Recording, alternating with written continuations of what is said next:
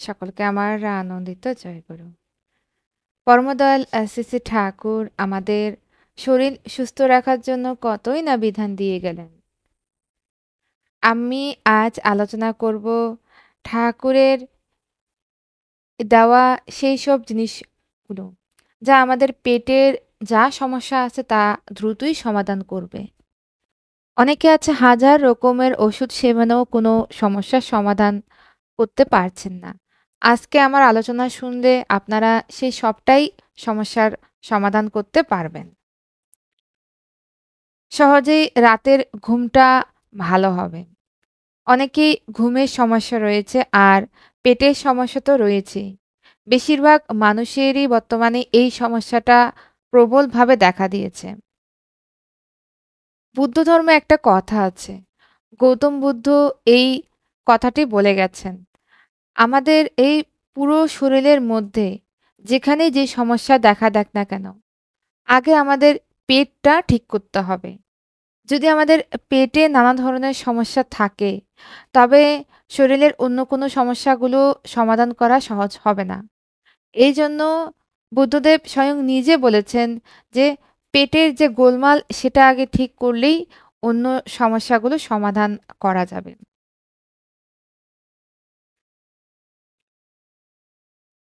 শরীরটাকে সুস্থ রাখার জন্য আমাদের কিন্তু বেশ কিছু কাজ করতেই হবে। না হলে শরীর সুস্থ থাকবে না। পরমদয়াল যোগপুরুষোত্তম শ্রী শ্রী ঠাকুর অনুকূলচন্দ্র আমাদেরকে শরীর সুস্থ রাখার কথা কিন্তু বারবার করে বলেছেন। তিনি বলেছেন শরীর বিধানকে দেবতার মন্দির জ্ঞানে পূজা করতে। আমাদের শরীরকে দেবতার মন্দির হিসেবে গড়ে তুলতে হয়। তার জন্য শরীরকে সুস্থ রাখতে হবে এবং পবিত্র রাখতে হবে। তাই তিনি আমাদের স্বাস্থ্য সদাচার নীতি মেনে চলার কথা বলেছেন। এই স্বাস্থ্য সদাচার নীতি আমরা অনেকেই মানি অল্প স্বল্প, কিন্তু পুরোপুরিভাবে হয়তো আমরা অনেকেই মানতে পারি না। তো তাদের উদ্দেশ্যে পরমদয়াল যোগপুরুষোত্তম শ্রী শ্রী ঠাকুর অনুকূলচন্দ্র সাবধান করে দিয়ে বলেছেন যে স্বাস্থ্য সদাচার নীতিটা যথাযথভাবে পরিপালন করলে তবেই কিন্তু তুমি প্রকৃতরূপে ঠাকুরের মানুষ হয়ে উঠতে পারবে। আর তাতে করেই কিন্তু আমাদের শরীরের রোগ সহজেই প্রবেশ করতে পারবে না। এই যে আমি এত রোগী, এই যে পেটের সমস্যায় ভুগছি, এই যে ঠান্ডা লাগা, বাতের সমস্যা, রাতে ঘুম হচ্ছে না, এই সমস্ত কিছুর বিধান তিনি আমাদেরকে দিয়েছেন। আমরা সেগুলো মেনে চলি না বলেই আজকে আমাদের এই দুর্দশা। পরমদয়াল যোগপুরুষোত্তম শ্রী শ্রী ঠাকুর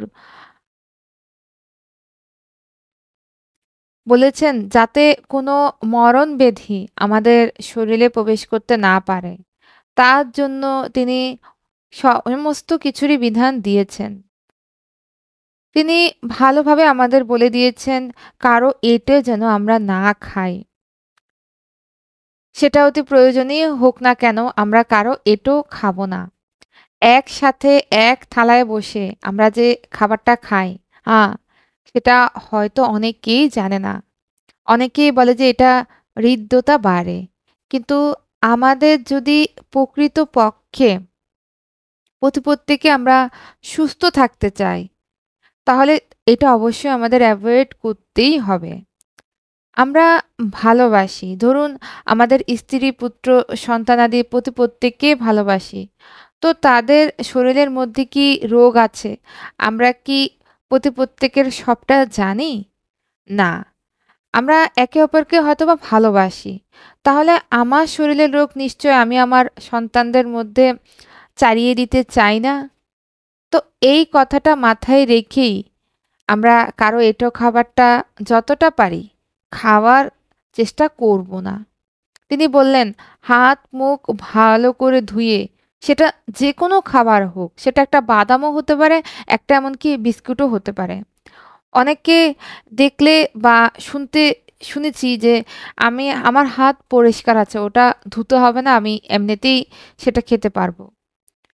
এমনও সময় ছিল যে আমরা যখন আমাদের জ্ঞান ছিল না তখন আমি হয়তোবা নিজে এই কাজটা করেছি। কিন্তু পরমদয়াল শ্রী শ্রী ঠাকুরের দীক্ষা নেওয়ার পরে এটা জেনেছি যে যাই গ্রহণ করি না কেন শরীরটাকে যদি শ্রীবিগ্রহের মন্দির মনে করি তাহলে অবশ্যই সেখানে অপবিত্র বা নোংরা কোনো জিনিস প্রবেশ করতে দেওয়া যাবে না। আর সেজন্যই সেটা একটা বাদাম হোক বা বিস্কুটই হোক না কেন হাতটা অবশ্যই পরিষ্কার করে ধুয়ে আমরা যে কোনো কিছু ঈশ্বরকে নিবেদন দিয়েই গ্রহণ করব।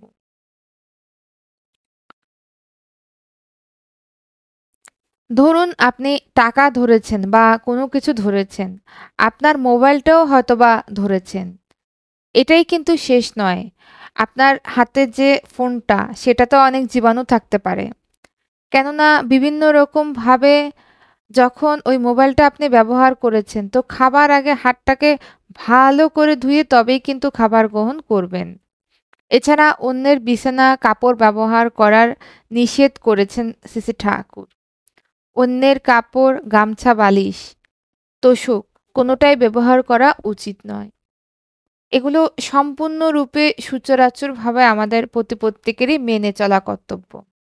না হলে রোগ ব্যাধি কখন যে আমাদের আক্রমণ করবে এবং কোনটা দিয়ে যে আমাদের বিপদে ফেলবে তা আমরা নিজেরাও জানি না।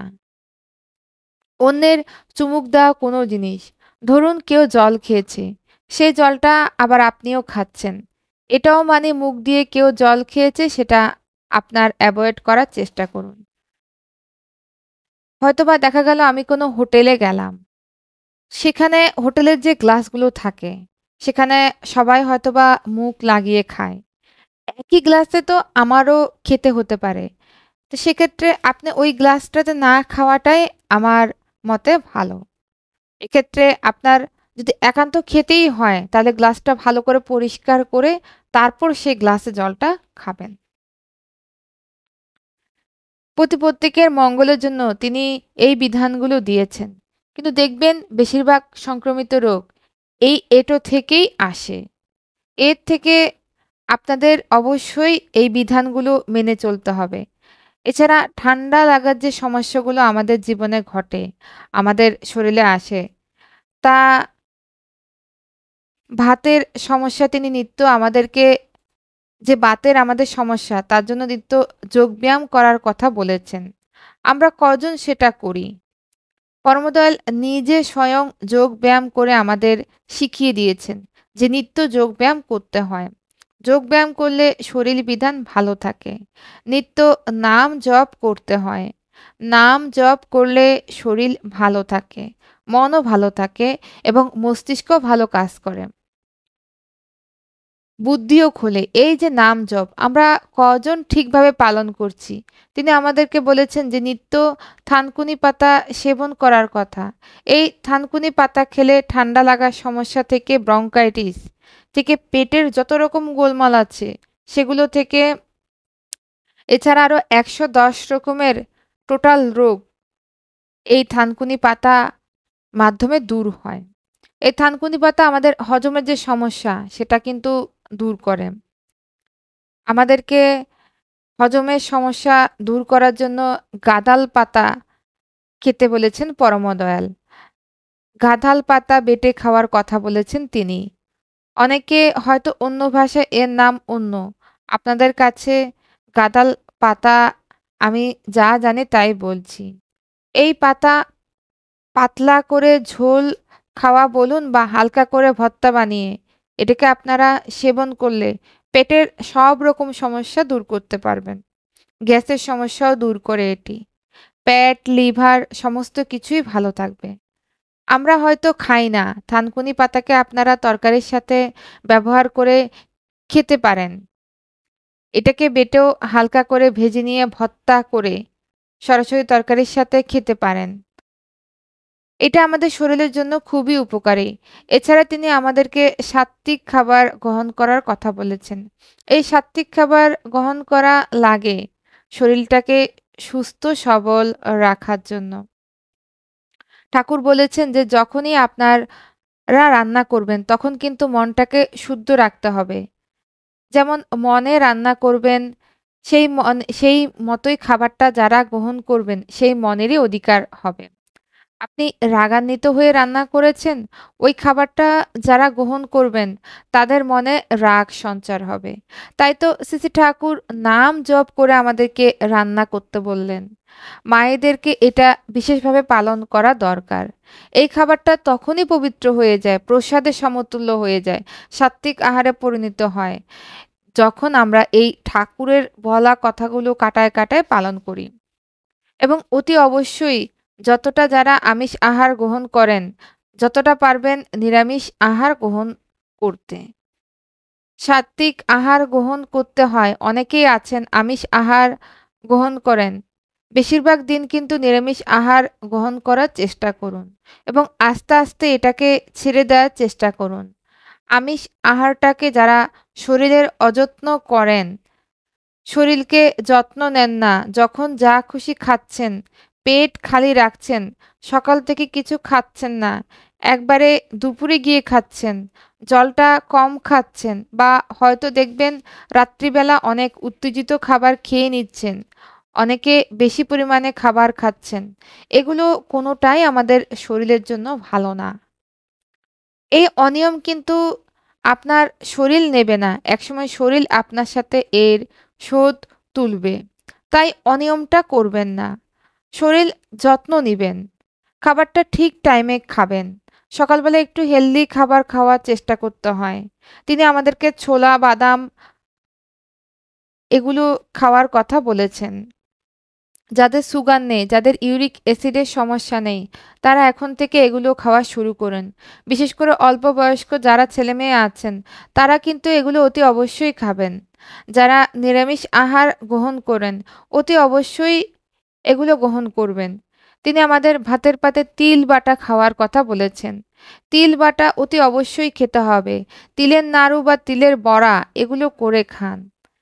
এগুলো আমরা অনেকবার অনেক আলোচনা এবং কি অনেক বইও পড়েছি। এগুলো গ্রহণ করতে হবে। এগুলো ছাড়া একটি বিশেষ জিনিস খাওয়ার কথা তিনি বলেছেন, যেটা আমরা আলোচনার মধ্য দিয়ে জানার চেষ্টা করব। আমরা যদি নিত্য যাদের পেটে সমস্যা রয়েছে, আপনারা কিন্তু অতি অবশ্যই রাত্রিবেলা ঘুমোতে যাওয়ার আগে দুটো নিয়ম মানতে হবে।